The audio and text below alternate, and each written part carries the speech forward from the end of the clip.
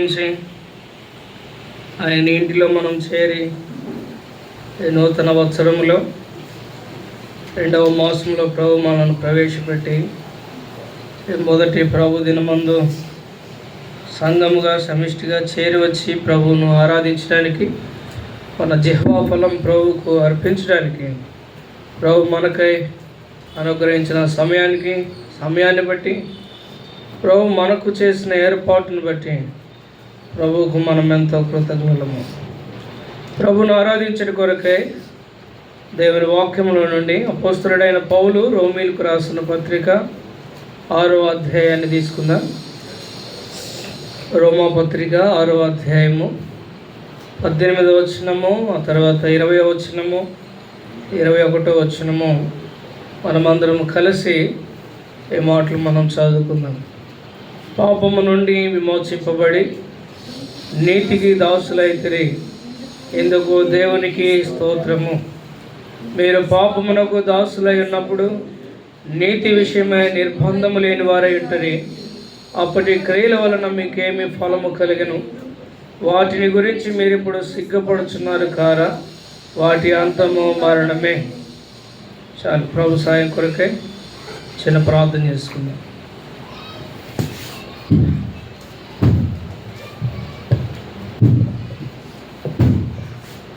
ప్రేమగల తండ్రి, పరిశుద్ధుడైన దేవ, జీవాధిపతి, మీ కొందరములు స్తోత్రములు.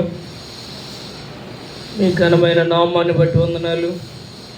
మీ మంచితనం అంతటిగా మీకు స్తోత్రములు నాయన. మీ సన్నిధిలో ఇలాగూ మేము సాగిలపడటానికి మీరు మాకు అనుగ్రహించిన ఈ సమయాన్ని బట్టి స్తోత్రాలు. పాటల ద్వారా ఇంతవరకు మీరు మహిమ పొందుతూ వచ్చినందులకై స్తోత్రములు.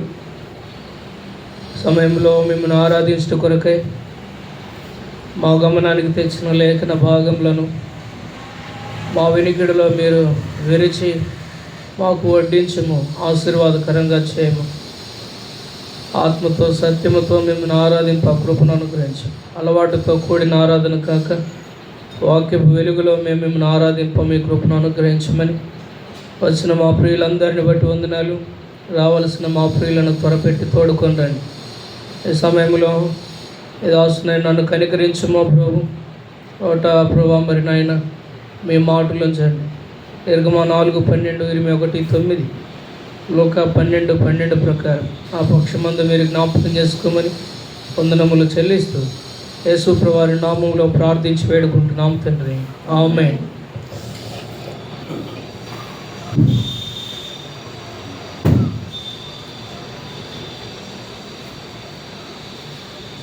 అపోస్తలుడైన పౌలు రోమీలకు ఈ మాటను రాస్తూ చక్కగా మాట్లాడుతూ వచ్చాడు. ఈ భాగాల్లో ప్రభువును మనం ఆరాధించడం కొరకు హేతు ఏంటి, కారణాలు ఏంటి అని మనం ధ్యానించినప్పుడు చదివిన ఈ భాగాలు బహు తేటగా మనతో మాట్లాడుతున్నాడు. పౌలు అపోస్తలుడు ఓ చిన్న పదాన్ని తాను పలికాడు. ఇక్కడ 18వ వచనంలో పాపము నుండి విమోచింపబడి నీతికి దాసులైతిరి, ఇందుకు దేవునికి స్తోత్రము. పౌలు ప్రభువును ఆరాధించుచున్నట్లుగా, ప్రభువును ఘనపరచుచున్నట్లుగా, ప్రభువును మహిమపరచుచున్నట్లుగా ఈ మాట మనతో మాట్లాడుతుంది. చక్కగా మనకు అర్థమవుతుంది. దేవునికి స్తోత్రము. దేవునికి స్తోత్రం అనే పదము ఆయనను ఆరాధించుట, ఆయనను ఘనపరచుట, ఆయనను మహిమపరచుట. ఈరోజు పౌలలాగు ప్రభువునకు స్తుతి చెల్లించుట, స్తోత్రము చెప్పుట దేనికి కారణం ఏంటి అన్నప్పుడు ఈ 18వ వచనం, 20వ వచనం, 21వ వచనము బహు చక్కగా మనతో మాట్లాడుతున్నాయి. ఈరోజు ఆత్మీయంగా పౌలే కాదు, వారే కాదు, రోమీలే కాదు, ఈరోజు ఇక్కడ పాపములో నుండి విమోచింపబడిన మనమును కూడా ప్రభు అయిన దేవుని స్తుతించడానికి బద్దులము. మన నోటి ద్వారా మన జిహ్వా ఫలము ప్రభుకు అర్పించుటకు మనము చేరువచ్చాము. ఇలాగ కూడి రావటం, సమాజముగా ప్రభువుకు మన కృతజ్ఞతను తెలపటం అనేది అది ఎంతో ప్రాముఖ్యమైంది. ఇలాగ ప్రభువును ఘనపరచడానికి పౌలు అపోస్తలుడు ఏంటి కారణములు అన్నప్పుడు ఈ 3 వచనాలు మనం చదివాము. 18వ వచనం, 20వ వచనం, 21వ వచనం. ఈ 3 ప్రాముఖ్యమైన భాగాల గురించి ఒక మాట చెప్తే మన వెనుకటి స్థితిని గురించి ఇది మాట్లాడుతుంది. మన పూర్వపు స్థితి ఏంటో మనకు తెలుపుతుంది. మన స్థితిని గురించి ఇది మనతో మాట్లాడుతుంది. ఏంటి మన స్థితి అని అంటే, పూర్వము మనము దాస్యములో ఉన్నటువంటి వారము అని ఈ 18వ వచనం, 20వ వచనాలు మనతో స్పష్టంగా మాట్లాడుతున్నాయి. దాస్యములో ఉన్నటువంటి వారు. అందుకే ఏంటి దాస్యం అన్నప్పుడు, మనము పూర్వపు స్థితికి వెళితే, పూర్వము మీరు పాపమునకు దాసులై ఉంటిరి. పౌలు అపోస్తలుడు ఆ పదం చక్కగా పలికాడు. 18వ వచనం, పాపము నుండి విమోచింపబడి నీతికి దాసులైతిరి అన్నాడు. అవును, ఈరోజు ఆత్మీయంగా నీతికి దాసులుగా చేయబడ్డాం. అంటే క్రీస్తుకు దాసులుగా చేయబడిన వారు. క్రీస్తుకు దాసుడిగా చేయబడక మునుపు దేనికి దాసులముగా ఉన్నవారము అని అంటే 18వ వచనం, 17వ వచనాన్ని ఆధారం చేసుకుని చెప్తే పాపమునకు మనం దాసులమై ఉన్నటువంటి వారము. ఇది మన పూర్వపు స్థితి, ఇది వారి స్థితి. ఈరోజు ఇది మన స్థితి. మనము పూర్వము పాపమునకు దాసులముగా ఉన్నటువంటి వారు. అయితే ప్రభుకు స్తోత్రం, మనము క్రీస్తుకు దాసులంగా చేయబడిన వారు. పూర్వపు స్థితికి వెళ్తే ఎఫెసీయులకు రాస్తూ 5వ అధ్యాయం 8వ వచనంలో వారి పూర్వపు స్థితి కూడా ఇదే మాట్లాడుతుంది. మీరు పూర్వమందు చీకటి అయి ఉంటిరి అన్నాడు. చీకటి అని అంటే అది పాపము అని అర్థం. చీకటి దేనికి సాదృశ్యము? పాపమునకు సాదృశ్యం.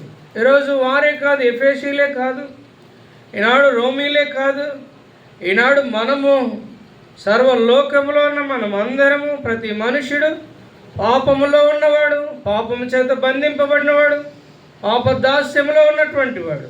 అందుకే ఈ పదం, పాపమునకు మనం దాసులమై ఉన్నటువంటి వారం. క్రీస్తుకు దాసులుగా మనం చేయబడక మునుపు మన స్థితి ఏంటి అని అంటే, వెనక వెళితే మన పాపమునకు దాసులమై ఉన్నవారము. అందుకే ఈ ఉదయకాల సమయంలో 2 ప్రాముఖ్యమైన భాగాలుగా జ్ఞాపకం చేస్తాను. దేనికి మనం దాసులము పూర్వము, తర్వాత దానిలో నుండి విడిపించి మనలను, మనం పిలువబడుతున్నటువంటి అంతస్తు ఏంటి, స్థాయి ఏంటి, మనం పిలువబడుతున్నటువంటి ఆ చక్కని మాటలు ఏంటో మనం జ్ఞాపకం చేసుకుందాం. రండి, మొదటిగా మనం పాపమునకు దాసులము అన్నప్పుడు యోహాను సువార్త 8వ అధ్యాయము 34వ వచనంలో పూర్వపు స్థితిని గురించి మాట్లాడుతూ వచ్చినప్పుడు కొన్ని మాటలు జ్ఞాపకం చేసుకుంటూ వెళ్దాం. యోహాను సువార్త 8వ అధ్యాయము 34వ వచనం, అందుకు యేసు, పాపము చేయి ప్రతి వాడును పాపమునకు దాసుడని మీతో నిశ్చయముగా చెప్పుచున్నాను. ఇక్కడ ప్రభు చెప్పుచున్న మంచి మాట, పాపమునకు మీరు దాసులై ఉన్నారు అని. అవును, పాపమునకు దాసులము అన్నప్పుడు ఏంటి అని అంటే, పాపము ఒక మనుషుని ద్వారా వచ్చినది అని రోమపత్రిక 5వ అధ్యాయం 12వ వచనంలో, ఒక మనుషుని ద్వారా పాపమును, ఆ పాపము ద్వారా మరణమును లోకంలోనికి ప్రవేశించిందని. అదే రోమపత్రిక 5వ అధ్యాయం 19వ వచనంలో, ఒక మనుషుని అవిధేయత వలన పాపులుగా చేయబడ్డారు. అవును, ఈరోజు ఆదాము, వారు హవ్వలు, వారు ఆజ్ఞ అతిక్రమించారు. వారి అవిధేయత ఈరోజు లోకానికి అందరికీ కూడా పాపము తీసుకొని రాబడింది. మనుషులందరూ పాపములో బంధించబడుతూ వచ్చారు. ఈ మాట మనం జ్ఞాపకం చేస్తే యోహాను రాసిన మొదటి పత్రిక 3వ అధ్యాయం 4వ వచనం, పాపము చేయ ప్రతివాడు ఆజ్ఞ అతిక్రమించును, ఆజ్ఞ అతిక్రమించడమే పాపము. ఈరోజు ఈ పాపములో బంధింపబడిన వారు మనమంతా, పాపములో బంధింపబడిన వారు, సాతాను చెరలో బంధింపబడినటువంటి మనం అందరము. ఈరోజు మనం అల్టిమేట్గా స్థితి ఏంటి, వెనుకటి స్థితి అంటే నీతికి దాసులుగా చేయబడక మునుపు, క్రీస్తుకు దాసులుగా చేయబడక మునుపు మన పూర్వపు స్థితి ఇది. పాపమునకు మనం దాసులమై ఉన్నటువంటి వారము. రెండవ మాటకు వెళ్దాం. దేనికి దాసులంగా ఉన్నటువంటి వారము మనము? గలతీ పత్రిక రండి దయచేసి. అపోస్తలుడైన పౌలు గలతీలకు రాసిన పత్రిక 4వ అధ్యాయము 8వ వచనం. ఆ కాలమందైతే మీరు దేవునిని ఎరుగని వారై నిజమునకు దేవుళ్ళు కాని వారికి దాసులై ఉంటిరి. గాని దేనికి దాసులంట? దేవుడు కాని వారికి దాసులై ఉంటిరి. అవును, పాపమునకు దాసులము, అంతేకాదు నిజమునకు దేవుడు కాని వాటికి మనం దాసులమై ఉన్నటువంటి వారు. ఇది మన స్థితి. వాస్తవానికి మనము చరిత్రకు వెళితే, మన వెనుకటి పూర్వపు స్థితికి వెళితే ఇది మన స్థితి. వాస్తవం, నిశ్చయముగా ఈ మాట మనం చెప్పగలం. ఏంటి? సృష్టికర్తనే విడిచిపెట్టి సృష్టమును పూజించుచున్నవారు ఎందరో. అయితే వారందరిలో ఒకసారి మన జీవితాలను కూడా జ్ఞాపకం చేసుకుంటే అల్టిమేట్గా మన స్థితి కూడా అదే. దేనికి దాసులము అని అన్నప్పుడు నిజమునకు కానీ వాటికి. అంటే ఈరోజు మనం ప్రభు అయిన దేవుడు ఆయనైతే ఆయనను విడిచిపెట్టి కాని వాటిని సేవించిన వారము. ఇది దాసులంగా ఉన్నటువంటి వారము. వాటికి దాసులం ఒకప్పుడు. దేనికి దాసులం? మూడవది మరొక మాట జ్ఞాపకం చేద్దాము. గలతీ పత్రిక 4వ అధ్యాయం 3వ వచనంలో మరొక మాట జ్ఞాపకం చేసుకున్నాం. అటువలే మనమును బాలురమై ఉన్నప్పుడు లోక సంబంధమైన మూల పాఠములకు లోబడి దాసులమై ఉంటిమి. దేనికి దాసులమై ఉన్నాము? లోక సంబంధమైన మూల పాఠాలకు దాసులమై ఉన్నాము. పాపమునకు దాసులమై ఉన్నాము. అమ్మా, బైబిల్ ఓపెన్ చేయాలి. యవనస్తులు మీరు బైబిల్ ఓపెన్ చేయాలి. కాబట్టి పాపమునకు దాసులు, అంతేకాదు దేనికి దాసులు? నిజమునకు కాని వాటికి మీరు దాసులై ఉన్నారు. లోక సంబంధమైన మూల పాఠములకు మీరు దాసులై ఉంటారు. అవును, లోక సంబంధమైన మూల పాఠాలకు మనం దాసులమైనటువంటి వారు. లోక సంబంధమైన మూల పాఠాలు అంటే లోక సంబంధమైన ఆచారాలు, లోక సంబంధమైన పద్ధతులు, లోక సంబంధులు అయిలే ప్రవర్తన. అంటే ముట్టుకోవద్దు, రుచి చూడవద్దు, పట్టుకొనవద్దు, ఇలాంటివి జ్ఞాపకం చేస్తే, అంటే వాటన్నిటిని గురించి ఒక మాట జ్ఞాపకం చేస్తే, ఆచారాలు, మూల పాఠాలు, వాటన్నిటిని మనము అనుసరించిన వారు, అభ్యసించిన వారు, ఆ ప్రకారం వాటిలో జీవించిన వారు. అందుకే కొలస్సీ పత్రిక 3వ అధ్యాయం 20వ వచనంలో ఆ మాట చెప్తుంది. మూల పాఠాలు, లోక సంబంధమైన మూల పాఠముల విషయమై మృతి పొందితేనే కాని అన్నాడు. అంటే వెనుకడికి వెళితే లోక సంబంధమైనవి మూల పాఠాలు, ఆచారాలు, ఇవన్నీ కూడా మనలను ఏలుబడి చేసినవి.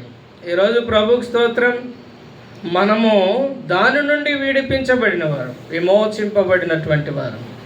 దేనికి మనం దాసులుగా ఉన్నటువంటి వారము? దయచేసి రండి మరొక మాట జ్ఞాపకం చేస్తాను. పేతురు రాసిన 2వ పత్రిక 2వ అధ్యాయము. పేతురు రాసిన 2వ పత్రిక 2వ అధ్యాయము 19వ వచనం, 18వ వచనం, 19వ వచనం. వీరు వ్యర్థమైన డంబపు మాటలు పలుకుచు తామే శరీర సంబంధమైన దురాశలు గలవారే తప్పు మార్గమందు నడుచుకుని వారిలో నుండి అప్పుడే తప్పించుకుని వారిని పోకిరి చేష్టల చేత మరలు కొలుపుచున్నారు. తామే భ్రష్టత్వమునకు దాసులయ్యుండి అటు వారికి స్వాతంత్ర్యము ఇత్తుమని చెప్పుదురు. చాలంతే. ఇక్కడ ఒక పదాన్ని మనం జ్ఞాపకం చేసుకుంటే, దేనికి దాసులంట? భ్రష్టత్వమునకు దాసులయ్యుంటిరి. పాపమునకు దాసులం, నిజమునకు కాని వాటికి మనం దాసులం. అనగా సృష్టికర్తను విడిచిపెట్టి సృష్టమును సేవించినటువంటి వారం వెనుకటి స్థితికి ఒకప్పుడు వెళితే నీతికి దాసులంగా చేయబడకమును. అంతేకాదు లోక సంబంధమైన మూల పాఠాలకు, లోక సంబంధమైన ఆచారాలకు, లోక సంబంధమైన సాంప్రదాయాలకు, వాటికి మనం దాసులము. అంతేకాదు లోకమందున్న భ్రష్టత్వం ఉంది, భ్రష్టత్వానికి దాసులంగా ఉన్నటువంటి వారం ఒకప్పటి స్థితి ఇది. మరి దేనికి ఇంకా దాసులంగా ఉన్నాం? ఇంకొక 2 పదాలు జ్ఞాపకం చేద్దాం రండి. దేనికి దాసులంగా ఉన్నటువంటి వారము? తీతుకు రాసిన పత్రిక 3వ అధ్యాయము, తీతుకు రాసిన పత్రిక 3వ అధ్యాయము 3వ వచనం. ఎందుకనగా మనము కూడా మునుపు అవివేకులమును, అవిధేయులమును, మోసపోయిన వారమును, నానా విధములైన దురాశలకును భోగములకును దాసులమయ్యండి దుష్టత్వమునందును అసూయందును కాలము గడుపుచు అసహూల్యమై ఒకరినొకడు ద్వేషించుచు ఉంటిమి. కానీ ఇక్కడ రాయబడిన చక్కని మాట, దేనికి దాసులంగా ఉన్నటువంటి వారు అన్నప్పుడు దురాశలకు మీరు దాసులై ఉన్నారు. దురాశ, అవును వాస్తవమే. ఒకప్పుడు మనం మన స్థితికి వెళితే దురాశకు లోబడినటువంటి వారమే, దురాశ చేత ఏడవబడినటువంటి వారమే.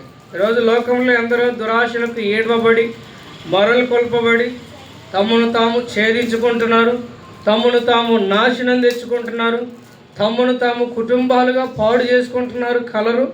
అయితే ఈరోజు ఆధ్యాత్మికంగా ఒకసారి వెనుక తిరిగితే దురాశ, అత్యాశ ఇది మన జీవితాలలో ఒకప్పుడు మనల్ని ఏలుబడి చేసింది. అవును వాస్తవమే, ఇది మనల్ని దాసులుగా చేసుకుంది దురాశ. అందుకే ఈ మాటను మనసులో పెడితే దేనికి దాసులముగా ఉన్నప్పుడు దురాశలకు మనము దాసులముగా ఉన్నటువంటి వారు.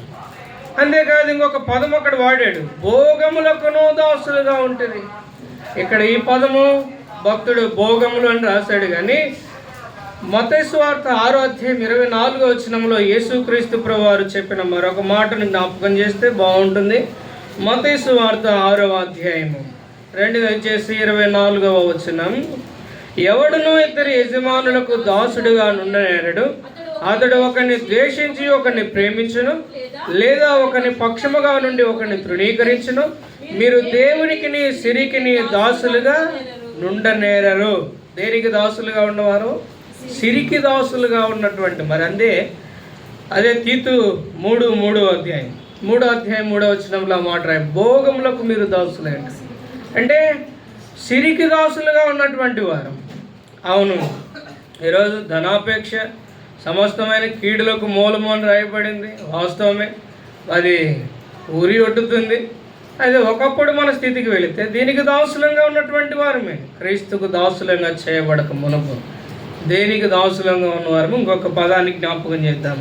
కొరింథీయులకు రాసిన మొదటి పత్రిక 7వ అధ్యాయము దయచేసి కొరింథీయులకు రాసిన మొదటి పత్రిక 7వ అధ్యాయము 23వ వచనం, మీరు విలువ పెట్టి కొనబడిన వారు గనుక మనుషులకు దాసులు కాకుడే.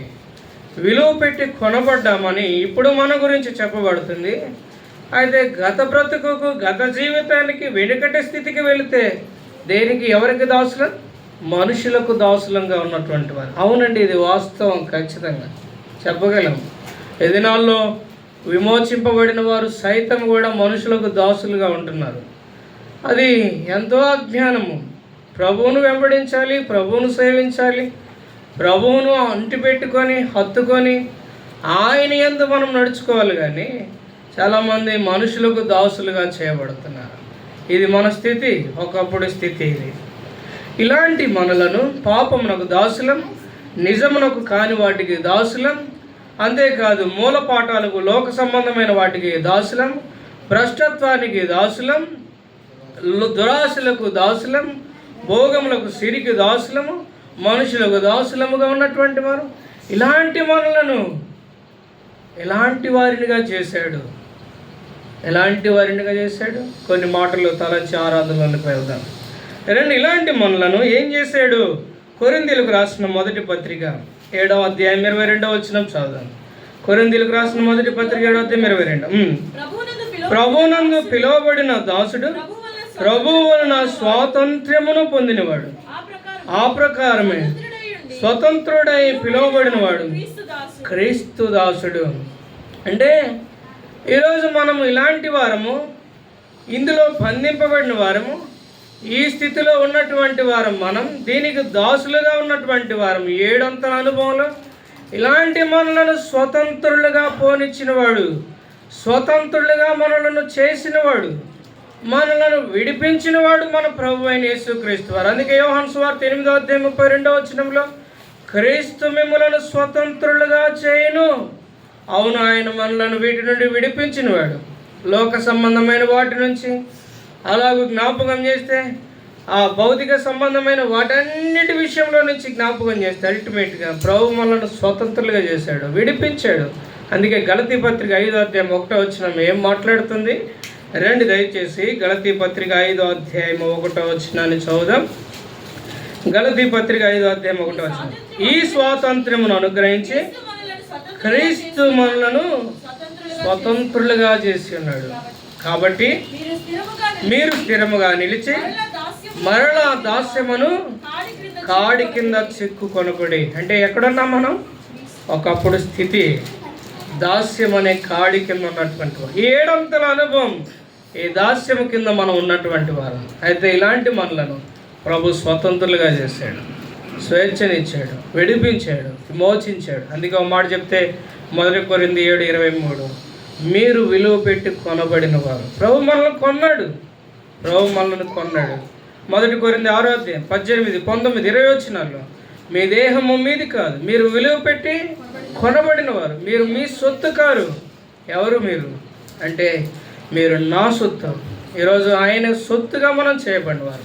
అందుకే కొన్ని పదాలు జ్ఞాపకం చేయబడతాము. ఈరోజు మనం స్వతంత్రులుగా చేయబడిన వారం, దాస్యములో నుండి విడిపించబడి. అయితే కొన్ని మాటలు జ్ఞాపకం చేస్తాను, ఒక 4 విషయాలు జ్ఞాపకం చేస్తాను. ఇప్పుడు మనం దాసులం కాదు, స్వతంత్రులుగా చేయబడిన వారం. మనం దాసులం కాదు, విమోచింపబడిన వారం. గలతీ పత్రిక 4వ అధ్యాయం 7వ వచనంలో ఒక మాట ఉంది, చదువుదాం. గలతీ పత్రిక 4వ అధ్యాయం 7వ వచనం. కాబట్టి నీవిక దాసుడవు కావు, కుమారుడివే. చాలంతే మాట. నీవు దాసుడవు కాదు, ఇక ఎవరు నీవు? కుమారుడివే. ఈరోజు మనం దాస్యంలో ఉన్నవారి కాదు, ఇక స్వతంత్రులుగా చేయబడిన వారు. ప్రభు మనల్ని విమోచించాడు, విడిపించాడు, తన సొత్తుగా చేసుకున్నాడు. అంతేకాదు ఈరోజు మనము పాపానికి దాసులేం కాదు, ఇంకా జ్ఞాపకం చేస్తే క్రీస్తుకు దాసులమని చెప్పబడుతుంటే అయితే మనం ఏమని పిలువబడుతున్నాం తెలుసా? ఇక మనం దాసులం కాదు, కుమారులం మనం. ఈరోజు ఎంత చక్కని మాట ఇది! కుమారులంగా చేయబడిన వారు మనం. యేసుక్రీస్తు ప్రభునందు ఏ రోజు విశ్వాసం ఉంచామో ఆ రోజు మన మీద ఉన్నదంతా కూడా తీసివేయబడింది. యేసుక్రీస్తు ప్రభునందు విశ్వాసం ఉంచడం ద్వారా మనకు కలిగిన ధన్యత ఏంటి అన్నప్పుడు కుమారులంగా, కుమార్తెలంగా చేయబడటం అనేది ఇది మన జీవితాలకు అనుగ్రహించబడింది. అందుకే యోహాను సువార్త 1వ అధ్యాయం 12వ వచనంలో ఈ మాట రాయబడింది. ఏమని? యోహాను సువార్త 1వ అధ్యాయము 12వ వచనం. తన్ను ఎందరు అంగీకరించిరో వారికి అందరికీ, అనగా తన నామమునందు విశ్వాసం ఉంచిన వారికి దేవుని పిల్లలగొట్టుకు ఆయన అధికారము అనుగ్రహించిన. ఈరోజు ఎవరము? కుమారులము, కుమార్తెలంగా చేయబడినవారు. అందుకే ఈ మాట చెప్తాం ఆరాధనలో, నేను ఇక దాసుడను కాను, నేను ఎవరను? నేను కుమారుడను, కుమార్తెగా చేయబడినవాడు. ఈరోజు ఆ ప్రభు అయిన దేవుడు మనలను ఎంత దగ్గరగా తీసుకున్నాడో ఈ మాట మనకు చెప్తుంది. కుమారుడు, కుమార్తె అంటే ఈరోజు ఆయన మనకు తండ్రిగా చేయబడ్డాడు, ఆయన మనకు తండ్రిగా చేయబడ్డాడు. ఒకప్పుడు మన జీవితానికి వెళ్తే యోహాను సువార్త 8:44లో వాడు మనకు తండ్రి. ఎవడు? అపవాది. వాడు చెరలో ఉన్నటువంటి వారు, ఒకప్పుడు పిలువబడుతున్నటువంటి పిలుపు వానికి సంబంధించింది. ఈరోజు అది మన మీద నుండి తీసివేయబడింది. ఈరోజు దేవుని పిల్లలు, కుమారులంగా చేయబడిన, కుమార్తెగా చేయబడిన. దాసులం కాదు మనం, పాపానికి దాసులం కాదు, దురాశలకు దాసులం కాదు, లోక సంబంధమైన మూలపాఠాలకు దాసులం కాదు. ఈరోజు దేనికి దాసులం? కుమారులంగా చేయబడిన వారం, దాసత్యం నుండి విడిపించబడి. అంతేకాదు, రెండో మాటకు వెళదాం. దేనికి మనలను పాత్రలుగా చేసుకున్నాడు? గలతీ పత్రిక 4వ అధ్యాయం 7 చదివాము. మరొక మాట చదువుదాం. యోహాను సువార్త 15వ అధ్యాయం 15వ వచనం. యోహాను సువార్త 15వ అధ్యాయం 15వ వచనం. మనం దాసులం కాదు, ఇక దాసుడు యజమానుడు చేయదానని ఎరుగుడు కనుక ఇక మిమ్మల్ని దాసులను పిలువక స్నేహితులని మిమ్మల్ని పిలుచుచున్నాను. ఎందుకనగా నా తండ్రి వలన వినిన సంగతులన్నింటినీ మీకు తెలియజేసేతనే. ఇక్కడ ఒక మాట జ్ఞాపకం చేసుకుంటే, మీరిక దాసులు కాదు. ఎవరు మీరు? కుమారులు. మీరిక దాసుడు కారు. ఎవరు మీరు అని అంటే స్నేహితులుగా పిలువబడుతున్నారు. అబ్రహాముని గురించి రాయబడిన మాట ఆదికాండం 18వ అధ్యాయంలో, అబ్రహాము నా స్నేహితుడు, నా స్నేహితునికి నేను దాచెదిన జరగబో సంగతిని. ఈరోజు ప్రభు అయిన దేవుడు మనల్ని ఎలాగో ఏం చేసుకున్నాడు అంటే స్నేహితులుగా చేసుకున్నాడు. అందుకే స్నేహితుడికి దాచబడే సంగతి ఏది కూడా లేదు. ఈరోజు తండ్రి అయిన దేవుడు ఈరోజు తన ఉద్దేశంలేంటో, తన సంకల్పంలేంటో, ఆయన ఆలోచనలేంటో, ఆయన ప్రణాళికలేంటో ప్రభు అయిన దేవుడు ఈరోజు మనకు తెలియజేస్తున్నాడంటే ఏంటి? ఈ బాంధవ్యంలోనికి మనం తీసుకురాబడ్డాం కనుక ఇలాంటి మనస్థితి. ఈరోజు ఎవరో మనం కుమారులంగా చేయబడినవారు, దాసులం కాదు, కుమారులం, దాసులం కాదు, స్నేహితులంగా పిలువబడుతున్నటువంటి వారు. ఇంకేంటి? ఫిలోమోను రాసిన పత్రిక 1వ అధ్యాయం 15వ వచనంలో ఒక మాట చదువుదాం. రండి దయచేసి. ఫిలోమోను రాసినటువంటి పత్రిక, అపోస్తలుడైన పౌలు ఫిలోమోనుకు రాసిన పత్రిక 15వ వచనం. తీసిన వారు అతడిక మీదట దాసుడిగా ఉండక దాసుని కంటే ఎక్కువ వాడును, ప్రియ సహోదరుడుగాను, విశేషముగా నాకును, మరి విశేషంగా నీకును సహోదరుడుగాను నీ యొద్ద ఎల్లప్పుడూ ఉండుటకు కాబోలు అతడు కొద్ది కాలం ఎడబాసి ఉండను. ఇక్కడ ఈ వ్యక్తిని గురించి మనం చూస్తాం. ఎవరి వ్యక్తి? ఒనేసిమును గురించి చూస్తాం. పౌలు అపోస్తలుడు ఫిలోమోనుతో మాట్లాడుతున్నాడు. ఫిలోమోనుకు రాస్తూ ఈ మాట చెప్తున్నాడు ఒనేసిమును గురించి. అతడు ఒకప్పుడు నీకు దాసుడు, అయితే ఇప్పుడు నీకు దాసుడు కాదు. అతడు ఎవరు? అతడు ప్రియమైన సహోదరుడు. అంతేకాదు, ఒకప్పుడు నీకు నష్టం కలుగు చేసిన వాడే, అయితే ఇప్పుడు నీకు ప్రయోజనకరమైన వాడు. నీకును నాకును విశేషంగా మరి దేవుని పనికి ప్రయోజనకరమైన వాడు. ఇలాగూ తాను ప్రియమైన సహోదరుడిగా చేయబడినవాడు. ఈరోజు పిలువబడుతున్న పిలుపు అది. ఈరోజు మనం రోమాపత్రిక 6వ అధ్యాయం 18వ వచనంలో పాపము నుండి విమోచింపబడి నీతికి దాసులమైతివి అన్నప్పుడు క్రీస్తుకు దాసులంగా చేయబడ్డాము అని అంటే ఏంటి అని అంటే, ఒకటి కుమారులంగా చేయబడిన వారం, స్నేహితులుగా పిలువబడుతున్న వారం, అంతేకాదు సహోదరులుగా చేయబడిన వారు. ఎంత చక్కని బాంధవ్యంలోనికి తీసుకురాబడ్డాం. ఇది ప్రపంచంలో ఏది కూడా ఇలాంటి బాంధవ్యంలోనికి, ఇలాంటి బంధంలోనికి తీసుకొని రాలేదు. క్రీస్తు ప్రేమ మాత్రమే ఇలాంటి బాంధవ్యంలోనికి తీసుకున్నది. ప్రపంచంలో ఉన్నది ఏది కూడా ఇందులోనికి కలపలేకపోయింది. ఇది ఈ ప్రేమలోనికి. ఈరోజు సహోదర ప్రేమ, సహోదర బాంధవ్యం, సహోదర బంధము ఇందులోనికి తెచ్చింది ఏంటి? ఆ ప్రభు అయిన యేసుక్రీస్తు వారి ప్రేమ. ఈరోజు మనం దాసులేం కాదు, ఇక ఎవరమ్మనంటే సహోదరులంగా పిలువబడుతున్నవారు. కనుక ప్రభువును స్తుతించట్ల, ప్రభువును ఘనపరచాల్సినటువంటి అవసరత మనకుంది. అంతేకాదు, చివరిగా మరొక మాట జ్ఞాపకం చేద్దాం. గలతీ పత్రిక 4వ అధ్యాయం 7వ వచనాన్ని మరొకసారి చూద్దాం. గలతీ పత్రిక 4వ అధ్యాయం 7వ వచనం. కాబట్టి నీవిక దాసుడవు కాదు, కుమారుడవైతే దేవుని ద్వారా వారసుడవు. ఎఫెసీ పత్రిక 2 దయచేసి మరొక మాటను చదువుదాం. ఎఫెసీ పత్రిక 3వ అధ్యాయము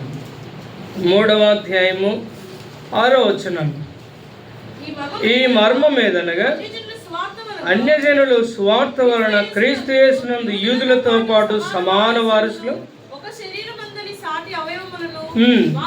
వాగ్దానములలో పాలువారులై ఉన్నారు. ఇక్కడ చక్కని మాట.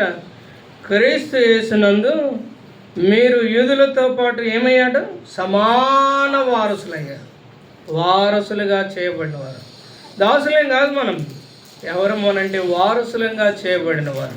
అందుకే మాట వారసులైతే వారసులకు ఏముంది చెప్పు. ఈరోజు వారసుల కొరకు ప్రభు సిద్ధపరిచిన స్థలం అనేది ఒకటి ఉంది. వారసునికి ప్రభు సిద్ధపరిచిన స్థలం ఉంది. ఈరోజు తండ్రి అయిన దేవుడు మన కొరకై సిద్ధపరిచినటువంటి ఆ పరలోకం ఉంది. దానికి మనలను వారసులుగా చేశాడు. దేనికి? లోక సంబంధమైన వాటికి కాదు వారసులంగా చేయబడేది. దేనికి?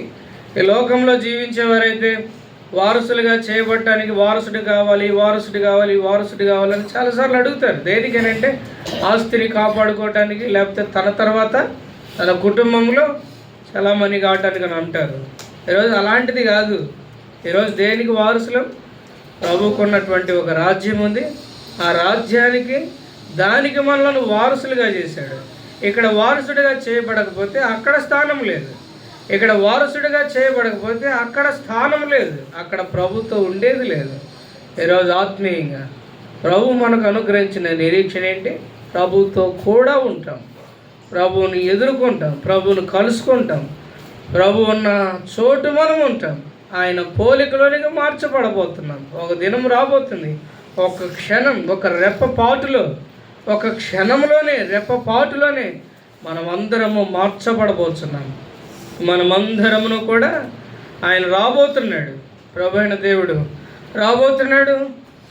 మనము మధ్యాకాశంలోనికి వెళ్ళబోతున్నాం. మనమందరం కలుసుకొని మధ్యాకాశంలో ఉండబోతున్నాం. 7 సంవత్సరాలు ఉండబోతాం మధ్యాకాశంలో. 7 సంవత్సరాలు 7 సంవత్సరాలు మధ్యాకాశంలో ఉంటారు. ఆ భూమి మీద ఏం జరుగుతుంది? అప్పుడు 7 సంవత్సరాలు శ్రమల కాలం జరగబోతుంది. మొదటి 3.5 సంవత్సరాలు శ్రమల కాలం, చివరి 3.5 సంవత్సరాలు మహాశ్రమలు అవి జరగబోతున్నాయి. అయితే ఈ 7 సంవత్సరాలు శ్రమకాలం జరుగుతున్న 7 సంవత్సరాల మధ్యాకాశంలో క్రీస్తునందు విశ్వాసం ఉంచే, క్రీస్తును ఎరిగిన, విశ్వాసం ఉంచిన వారసులుగా చేయబడిన వారు ప్రభుతో ఉంటారు. ఆయన దగ్గర ఉంటారు, ఆయనతో ఉంటారు, మధ్యాకాశంలో ఉంటారు. ఆ తర్వాత ఏమవుతుంది? తిరిగి 7 సంవత్సరాల కాలం పరిమితి పూర్తయిన తర్వాత మరలా ఏం చేయబోతున్నారు? తిరిగి భూమి మీదకి రాబోతున్నారు. భూమి మీద ఏం జరుగుతుంది? 1000 ఏండ్ల పరిపాలన జరగబోతుంది. ఎందుకు 1000 ఏండ్ల పరిపాలన చెప్పు? ఈరోజు పరిపాలించేవారు పరిపాలన ఎలా ఉంటుందో చూపిస్తున్నారు కదా. అలాంటి పరిపాలన కాదు. ఆయన పరిపాలన, ఆయన పాలన ఎట్లా ఉంటుందో 1000 సంవత్సరాలు భూమి మీద చూపించబోతున్నాడు. కాబట్టి ఆ 1000 ఏండ్ల పాలనలో ఉండేది ఎవరు? క్రీస్తునందు వారసులుగా చేయాలి. ఈరోజు ఈ ధన్యత ఎవరికి? మనకు అనుగ్రహించబడింది కనుక దీనికై ప్రభువును స్తుతిద్దాం, ప్రభువును మహిమపరుద్దాం. నేను కొన్ని సంగతులు చెప్పాను. ఏంటి? క్రీస్తుకు దాసులుగా చేయబడక మునుపు మనం దేనికి దాసులంగా ఉన్నాం?